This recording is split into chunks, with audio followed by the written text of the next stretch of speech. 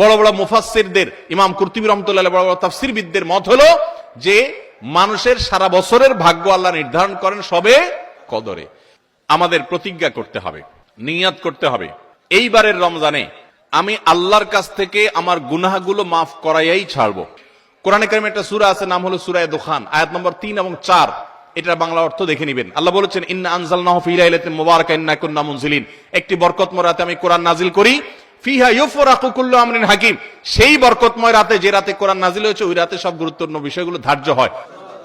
কারণ কোরআনে সূরা কদরে আল্লাহ বলছেন, ইন্না আনজালনাহু ফি লাইলাতুল কদর, তাই লাইলাতুল কদরে কোরআন নাজিল হয়, আর সেই রাতে আল্লাহ গুরুত্বপূর্ণ বিষয়গুলো ধার্য করে। এখান থেকে বোঝা যায় সবে কদর ভাগ্য নির্ধারণ হয়। যাই হোক, যখনই হয়, আমরা ভাগ্যে যেন ভালো কিছু পাই, আমাদের ভাগ্য যেন সুপ্রসন্ন হয়, নসিবে যেন ভালো কিছু লেখা হয়, বাজেটে যেন ভালো কিছু থাকে, আমরা চাই না?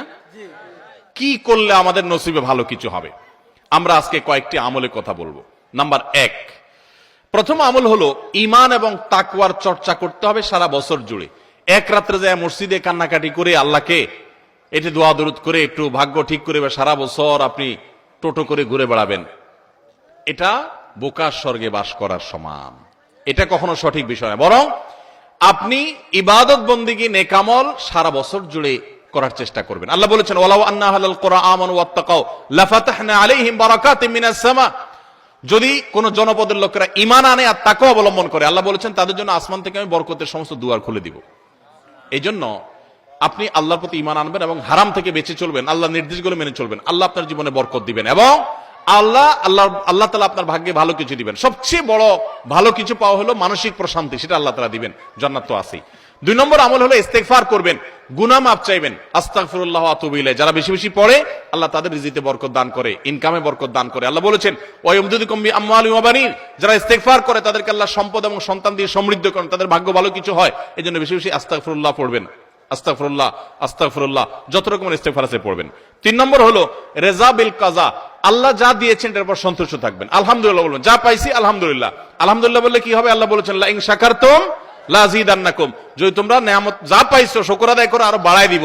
তাহলে আপনার ভাগ্যে যদি আরো বেশি কিছু থাকুক আপনি চান, তাহলে সেক্ষেত্রে আপনার শুকরিয়া আদায় করা শিখতে হবে। 3 নম্বর।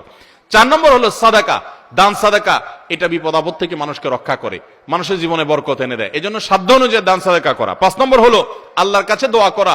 কোন কোন ভাগ্য আল্লাহ পরিবর্তন করে দেন দোয়ার মাধ্যমে। লা ইয়ারুদ্দুত তাকদির ইল্লা দুআ, দোয়া এটা তাকদিরকে পর্যন্ত পরিবর্তন করে দেয়। কিছু কিছু তাকদির আছে পরিবর্তনশীল, এগুলো দোয়ার মাধ্যমে পরিবর্তন। এজন্য দোয়া করতে থাকে, আল্লাহ আমার নসিবের জন্য ভালো কিছু থাকে, মন্দ কিছু থাকলেও তুমি সেটা দূর করে দাও, দোয়া করতে থাকা, তাহলে ভাগ্যে ভালো কিছু পাবেন। এবং 6 নম্বর হলো আত্মীয়তার বন্ধন রক্ষা করা। বুখারীর হাদিস, নবী সাল্লাল্লাহু আলাইহি ওয়াসাল্লাম বলেছেন, মান সাররাহু আন ইউবসাতা লাহু ফি রিজকিহি আও ইউনসা লাহু ফি আতারিহি ফালিয়াসিল রাহিমা। যে ব্যক্তি চায় তার হায়াতে আল্লাহ বরকত দেখ, তার রুজিতে বরকত দেখ, সেজন্য আত্মীয়তার সম্পর্ক রক্ষা করে। চেষ্টা করব না ইনশাআল্লাহ। এই 6টা কাজ আবার আমি বলছি এক নজরে। 1, আল্লাহর প্রতি ঈমান আনা এবং তাকওয়া অবলম্বন করা, সারা বছর গুনাহ থেকে বেঁচে থাকা, 5 ওয়াক্ত নামাজ ইত্যাদি পড়া। 2, বেশি বেশি ইস্তেগফার পড়া। 3, আল্লাহ যা দিয়েছেন এটার পর আলহামদুলিল্লাহ বলা, তার নিয়ামত বাড়বে। 4, সাদাকা করা, সাধ্য অনুযায়ী দান করা। 5, আল্লাহর কাছে দোয়া করা, তাহলে আল্লাহ ভাগ্যে ভালো কিছু দিবেন। আর 6, আত্মীয়তার বন্ধন রক্ষা করা।